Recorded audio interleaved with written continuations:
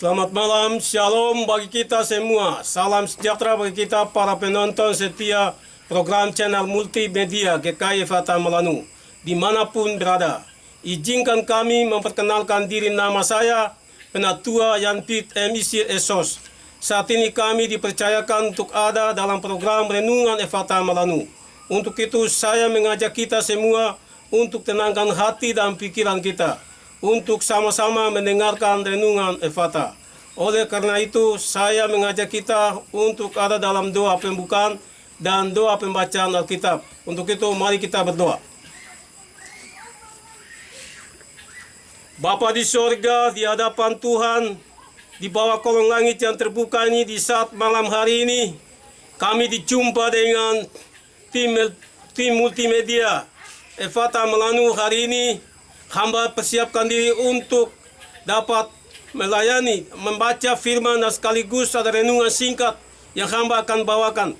Hamba sebagai manusia biasa yang penuh dengan kelemahan dan kekurangan, tapi di saat ini hamba mohon Tuhan Kau hadir memberikan hikmat dan wahyu dari surga, agar memberikan pengertian, agar hamba mengerti tentang kebenaran firman ini dan menjelaskan juga dengan baik Tuhan. Tuhan, di saat ini hamba mohon ampunilah segala dosa yang kami buat dari pagi, siang, hingga malam ini. Biarlah Tuhan kuasa pengurapan Roh Kudus Allah hadir sepenuhnya di tempat ini. Biarlah Engkau memberkati kami semua dan para pendengar sekalian yang ada di Rayon 1, 4, Rayon 1, 2, 3, dan 4 yang akan menyaksikan, monitoring dan mendengar firman ini. Biarlah semua ini menjadi berkat bagi kami sekalian. Terima kasih. Dalam nama Yesus Kristus kami siap untuk membaca firman dan sekaligus dalam perlindungan ini. Haleluya, amin.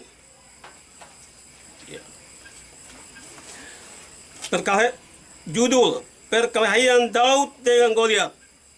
Ayat 40. Lalu Daud mengambil tongkatnya, di tangannya dipilihnya dari dasar sungai 5 batu yang licin dan ditaruhnya dalam kantung gembala yang dibawanya, yakni tempat batu-batu, sedang diumbahnya, dipegangnya di tangannya. Demikianlah ia mendekati orang Filistin itu. Orang Filistin itu kian dekat menghampiri Daud, dan di depannya orang yang membawa perisainya. Ketika orang Filistin itu menunjukkan pandangnya ke arah Daud serta melihat dia dihinanya, Daud itu karena ia masih muda, kemerah-merahan dan elok parasnya. 43. Orang Filistin itu berkata kepada Daud, "Anjingkah aku? Maka engkau mendatangi aku dengan tongkat." Lalu demi para allahnya, orang Filistin itu mengutuki Daud. Pula orang Filistin itu berkata kepada Daud, "Hadapilah aku, maka aku akan memberikan dagingmu kepada burung-burung di udara dan kepada binatang-binatang di padang." Tetapi Daud berkata kepada orang Filistin itu, Engkau mendatangi aku dengan pedang dan tombak dan lembing, tetapi aku mendatangi engkau dengan nama Tuhan semesta alam, Allah segala barisan Israel, yang kau tantang itu. Hari ini juga Tuhan akan menyerahkan engkau ke dalam tanganku, dan aku akan mengalahkan engkau dan memenggal kepalamu dari tubuhmu. Hari ini juga aku akan memberikan mayatmu dan mayat tentara orang Filistin kepada burung-burung di udara dan kepada binatang-binatang liar, supaya seluruh bumi tahu bahwa Israel mempunyai Allah, dan supaya segenap jemaah ini tahu bahwa Tuhan menyelamatkan bukan dengan pedang dan bukan dengan lembing, sebab di tangan Tuhanlah pertempuran, dan ia pun menyerahkan kamu ke dalam tangan kami. Ayat 48.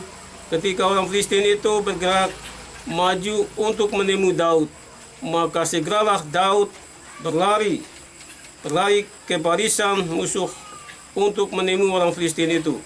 Lalu Daud memasukkan tangannya dalam kantongnya. Diambilnya lah sebuah batu dari dalamnya. Diumbannya, maka kenalah dahi orang Filistin itu. Sehingga batu itu terbenam ke dalam dahinya. Dan terjerumuslah ia dengan mukanya ke tanah. Ayat 50, demikianlah Daud mengalahkan orang Filistin itu dengan umban dan batu. Dan ia mengalahkan orang Filistin itu dan membunuhnya tanpa pedang di tangan. Daud berlari mendapatkan orang Filistin itu, lalu berdiri di sebelahnya. Diambilnya lah pedangnya, dihunusnya dari sarungnya, lalu menghabisi dia, dipancungnya lah kepalanya dengan pedang itu. Ketika orang-orang Filistin melihat bahwa pahlawan mereka telah mati, maka larilah mereka. Maka bangkitlah orang Israel dan Yehuda. Mereka bersorak-sorai lalu mengejar orang-orang Filistin sampai dekat Gad dan sampai pintu gerbang Ekron. Dan orang yang terbunuh dari orang Filistin berkelimpangan di jalan ke Saraim sampai Gad dan sampai Ekron. Kemudian pulanglah orang Israel dari pemburuan hebat atas orang Filistin, lalu menjarah perkemahan mereka. Dan Daud mengambil kepala orang Filistin yang dipancungnya itu dan membawanya ke Yerusalem. Tetapi senjata-senjata orang itu ditaruhnya dalam kemahnya. Ayat 55, ketika Saul melihat Daud pergi menemui orang Filistin itu, berkatalah ia kepada Abner, panglima tentaranya, anak siapakah orang muda itu? Orang muda itu Abner. Jawab Abner, demi tuanku, hidup ya raja, sesungguhnya aku tidak tahu. Kemudian raja berkata, tanyakan anak siapa orang muda itu. Ketika Daud kembali sesudah mengalahkan orang Filistin itu, maka Abner memanggilnya dan membawanya menghadapi Saul, sedang kepala orang Filistin itu masih ada di tangannya. Kata Saul kepadanya, anak siapakah engkau ya orang muda? Jawab Daud, anak hamba tuanku Isai, orang Betlehem itu.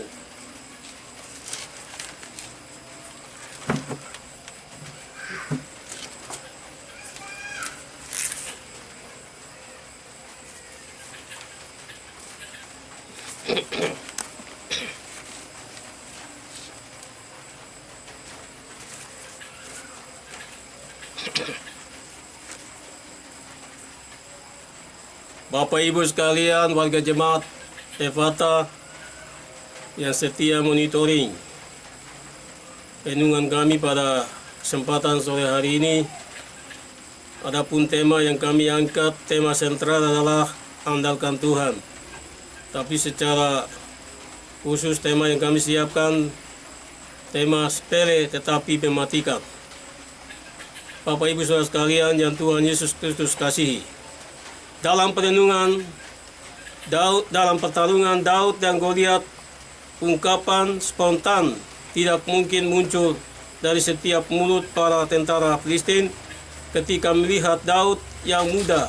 Orang Filistin meyakini kemenangan pasti ada di pihak mereka karena memiliki seorang prajurit tinggi dan besar membawa lembing dan tombak.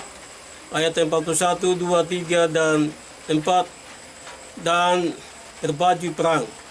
Di pihak Israel mereka hanya diwakili seorang anak muda dan belum pengalaman dalam peperangan, hanya bersenjata tongkat dan umban batu.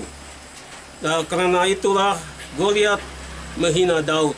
Di sini kita melihat perbandingan yang tidak seimbang dalam postur tubuh, pengalaman perang, perlengkapan, dan kualitas senjata. Namun Daud meletakkan kekuatan bukan pada keahlian mengumban batu dan melumpuhkan sang raksasa itu, kepada Allah sang pencipta dan pemelihara hidup ini. Ayat selanjutnya 45 dan 47, umban batu yang diremehkan dan ditertawakan Goliat, dan banyak orang membawa kemenangan besar bagi Daud dan Israel. Apa yang dihina Goliat sebaliknya menjadi kehinaan bagi dirinya sang pahlawan itu, yaitu Goliat.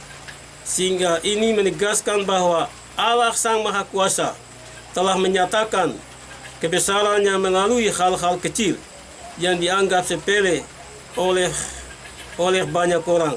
Hal yang kecil di tangan Allah telah menjadi perkara yang sangat besar. Dalam sejarah Israel, Daud dianggap kecil, tetapi mempunyai iman yang sangat besar kepada Allah. Dan Allah dapat memakai yang tampaknya tidak mungkin menjadi mungkin. Bapak Ibu Saudara sekalian yang Tuhan Yesus Kristus kasihi, sesuai dengan pembacaan kita dan kesimpulan dari pembacaan kita pada dunia dewasa ini, kenyataan hidup kita, mari terus sebagai orang percaya kita meneladani Daud, pola hidup Daud yang sederhana, yang memiliki iman yang kokoh kepada Allah.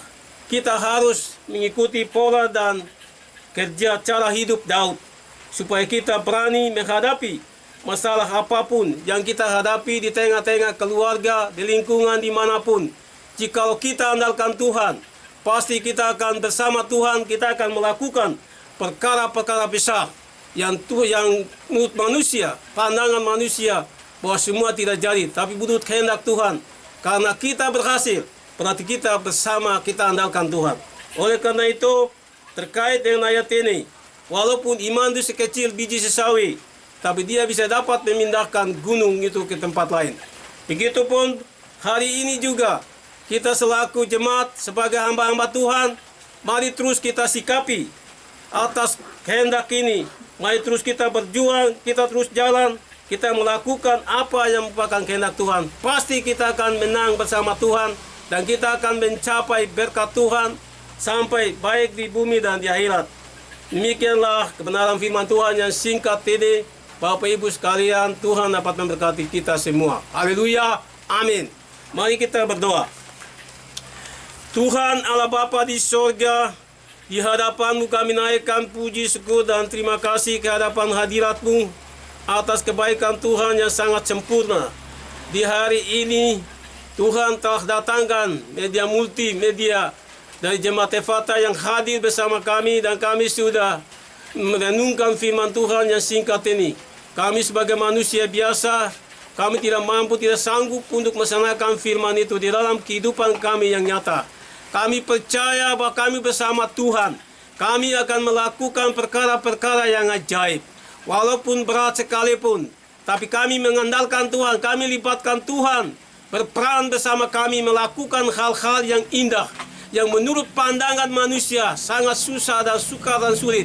Tapi di mata Tuhan, kami percaya bahwa Tuhan bersama kami mengerjakan hal-hal yang luar biasa.